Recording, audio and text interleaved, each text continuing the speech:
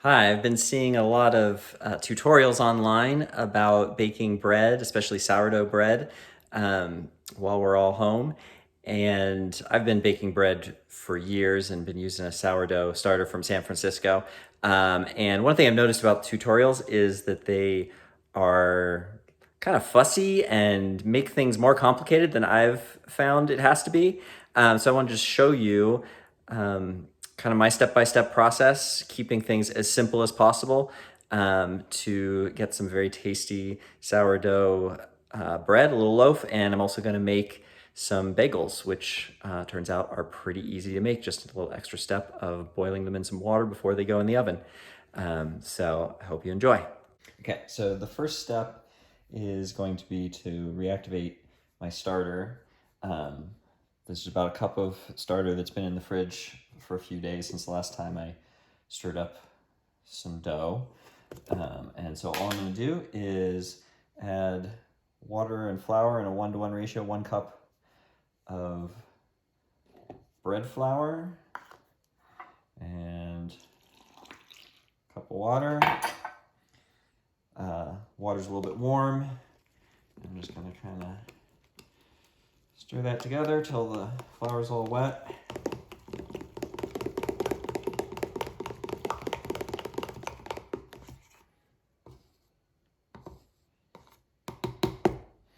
And that can just sit out for a few hours and be ready to go, or it could sit out overnight and be ready to make into some dough tomorrow.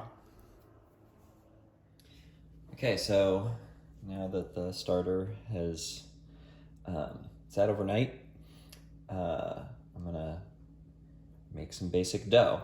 So I'm gonna use the starter for my liquid. I'm gonna use 2 cups of this. A little, break some of those bubbles.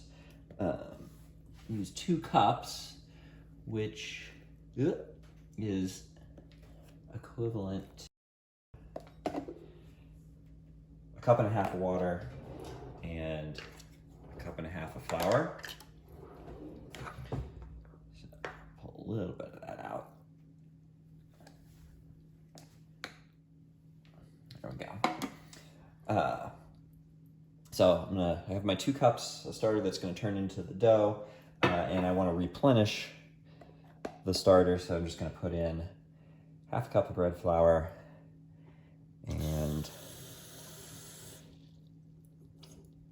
half a cup of water. Give that a little stir.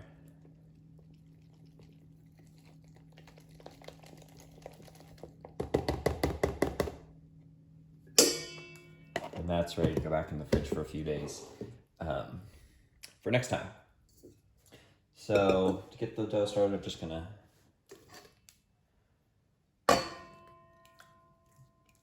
dump in the starter.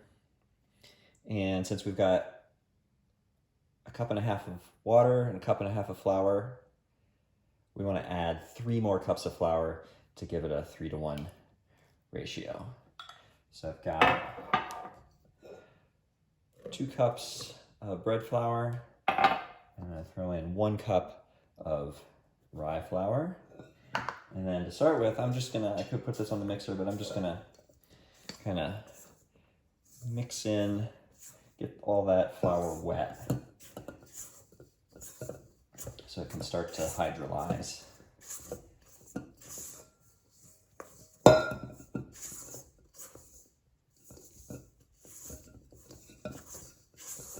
And a little bit of I don't want to turn it too much into a dough yet.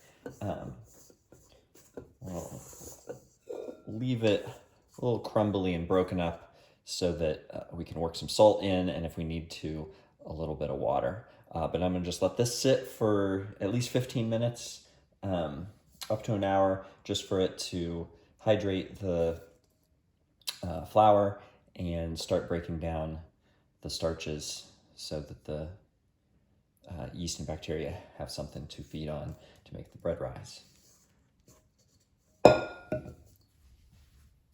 Okay, my dough's been sitting for 20 minutes or so. Soft, I tend to like the dough to be fairly firm, but I want it to be workable, not get tough. So I've got a little bit of water here that I might add once it starts going. Once it turns into a ball, it's really hard to get any more water to work in. It just becomes a slimy mess. It's also not super easy to get flour in. So ideally, we get the right proportion of dry and wet while it's still kind of crumbly like this. And I'm going to throw in a little more than a teaspoon of salt, about that much. Sprinkle that in, and stick it on the stand mixer. Leave this on the counter and just knead it. But let's get going. Put it on 2.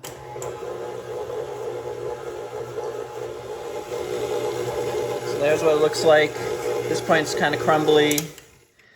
I just feel a little bit, yeah. Probably can use a little bit of water. Maybe put a couple tablespoons in.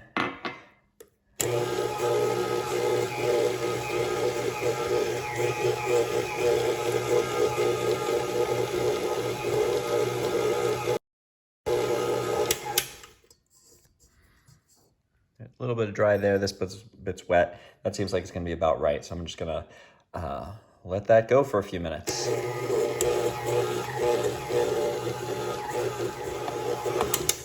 So it's starting to ball up. This is kind of the last chance. We're going to add a little bit of water. Just a little splash to get some of that dry flour that's down at the bottom. Hopefully I won't make it too wet. So it's pretty well balled up now. Can be okay to give it a little flip over. Might be a two-handed job.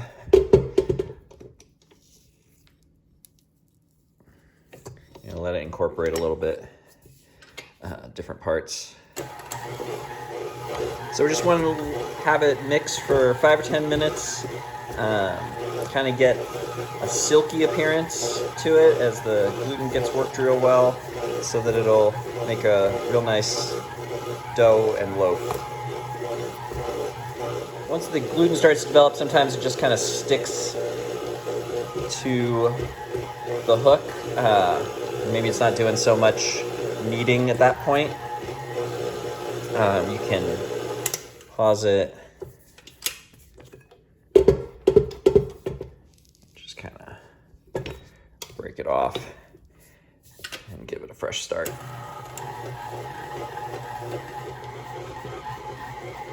Okay, that's looking pretty good.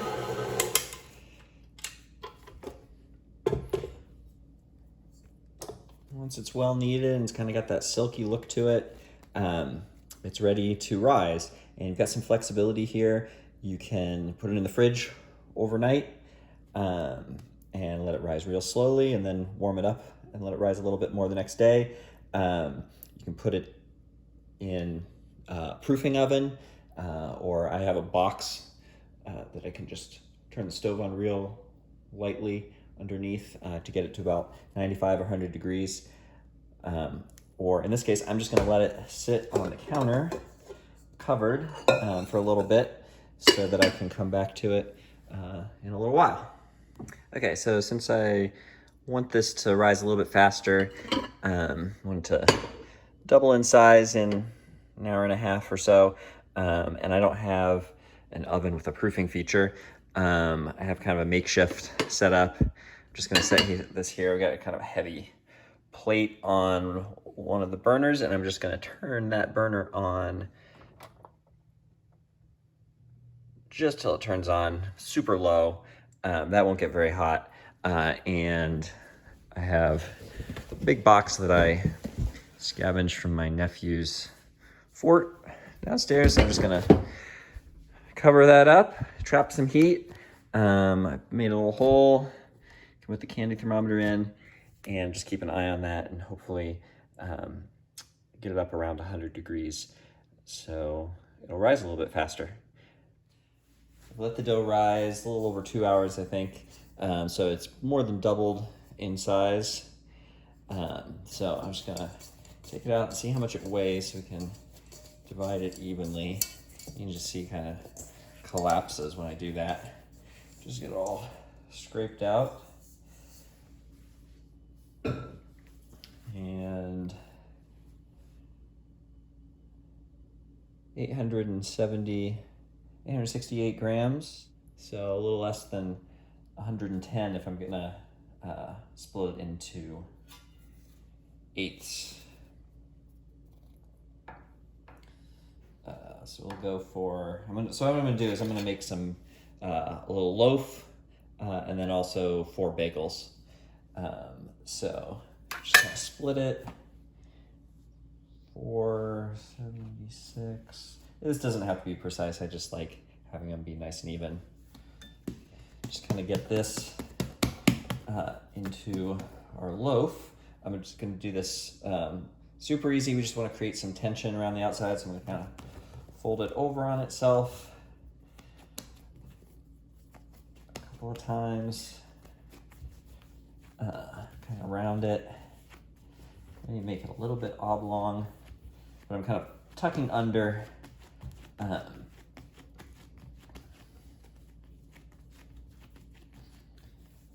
not doing it too much. You don't want to break that surface. That looks pretty good, and I'm just going to take a sheet of parchment, this bowl for it to rise. Just kind of throw it in here, and then this is going to get put into a hot Dutch oven after it's risen. So just set this aside. I'll put a plate on it and put it back in the box to keep warm after I got the bagels made. Okay, for the bagels, I'm just evenly splitting the dough, trying to get 4 little balls of 110 grams. That's 105, 109.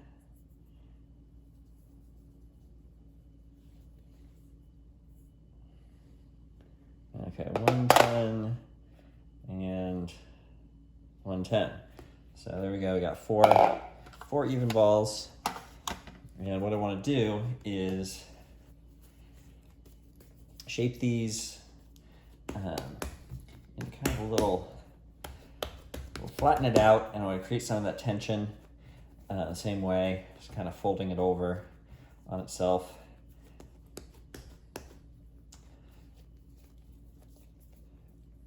Squish it up through the fingers to create a ball. A little bit of flour is not going to hurt here. And then I'm going to smash this real good to get it to spread out, and use this heavy plate. And it's going to have a tendency to like kind of shrink back up. That's kind of the reason for really pressing it. So it's really only about a 1/4 inch thick, because it's gonna puff up and rise, but it's not gonna spread as much. So if we want to have a nice sized bagel, kind of have to get it spread out at this point. And then I'm gonna put these on some little bits of parchment. That'll make it easy to put it into the water. And I'm just gonna keep doing those. Okay, 1 to go.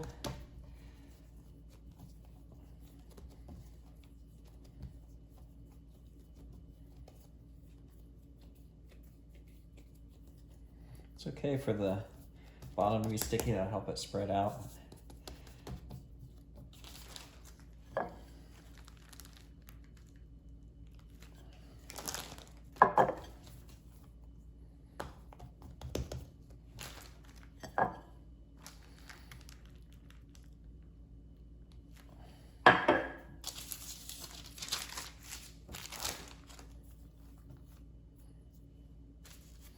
Okay, there we go. So those are ready to rise for maybe an hour, and then we'll poke holes on them, let them rise a little bit more, and boil them before they go in the oven. I've piled up a couple of plates and some sheet pans and a muffin pan and cooling rack, just trying to create a little bit of space for the air to move around with that burner just barely on, so the dough doesn't overheat, but it has enough heat to warm up. So I'm just gonna cover up that loaf and the little bagel guys, and it's probably more complicated than it needs to be, but plastic wrap here just to help them not dry out.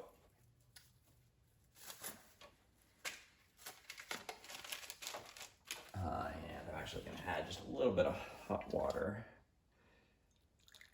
Get a little bit of steam. Keep it nice and humid in there. And then I'm going to cover this up with the box and let it wait for about an hour, and I'll check on it. It has been an hour. Let's see how things are going.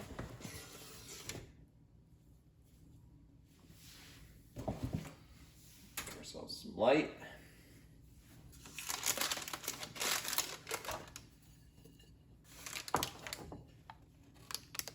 Not quite there yet.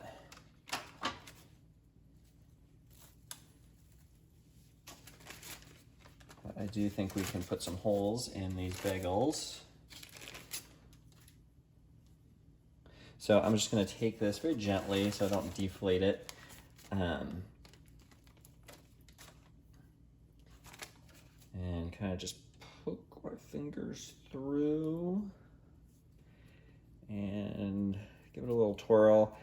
I don't like too big of a hole for things like the cream cheese to fall through, so about like that, and stick it back on there.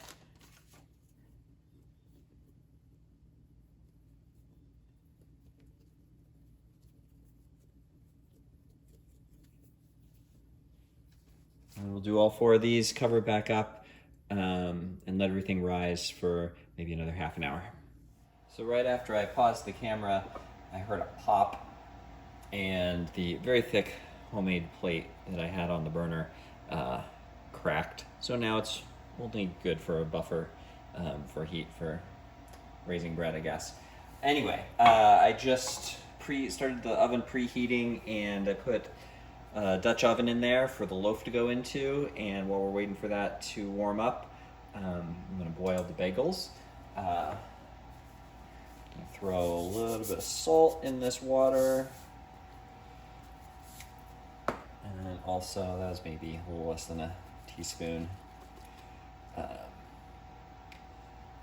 a teaspoon of baking soda.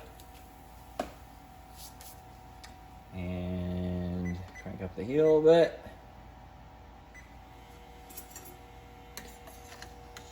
Get it to a boil.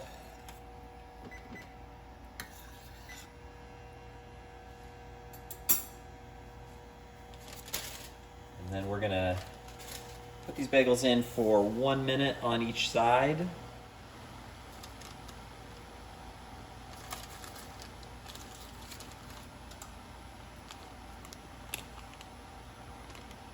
Give it a little, there we go.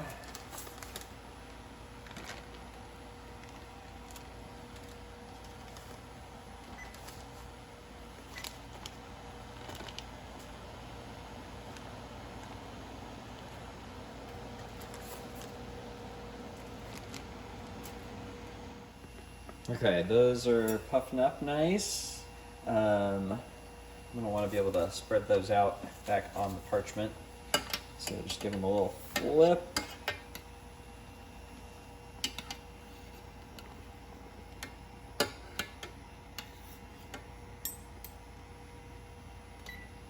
And set it for 1 more minute.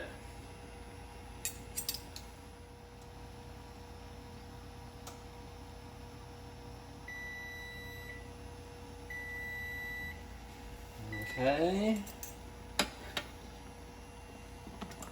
Pull those out. They grew. Perfect size.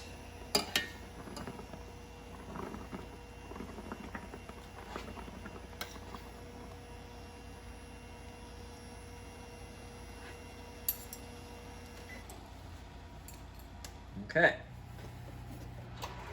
So I'm going to throw these in the oven and move on to the loaf of bread. It's at 425. We'll let it just kind of get going for about 15 minutes, then drop it to 375 for maybe another 20 minutes or half an hour.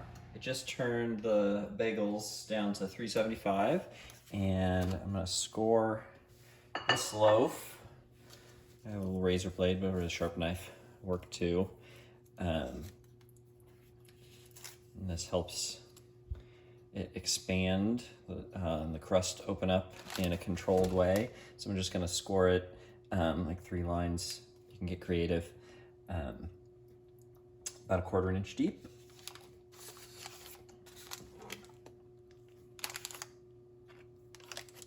A little bit from the other side. Yeah, looks good. And then I'm gonna pull out the hot Dutch oven.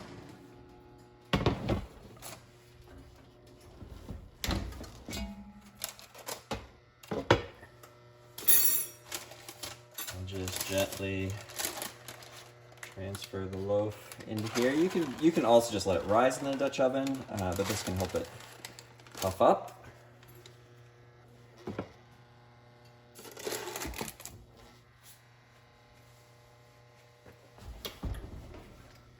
And back into the oven. Same thing, that's 425. We'll let that go for 10 minutes or so, and then drop it down to 350. So the bagels were in for 15 minutes at 425 and 20 or 25 minutes at 375. So they're looking browned enough. So I'm just gonna pull those out.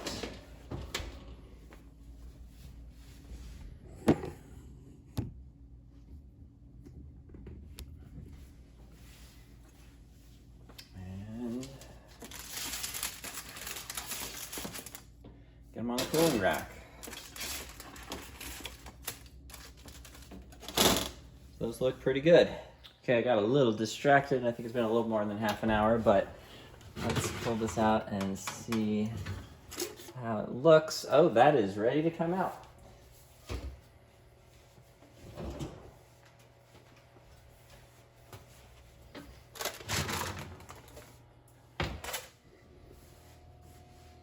Okay, that looks pretty good. I'm just gonna set it over here with these bagels.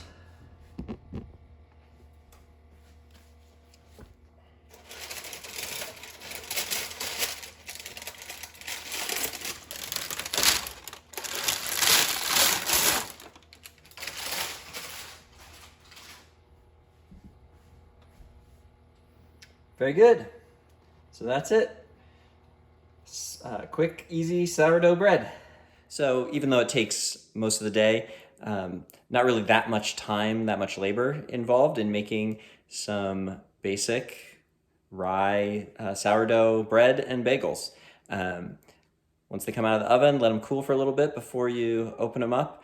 And maybe the hardest part is just kind of getting an eye for what things like, how brown they're supposed to be, what the dough is supposed to look like, how much moisture it should have in it, and making some of those little fine adjustments. But do it a few times and you get the hang of it. I hope you enjoy.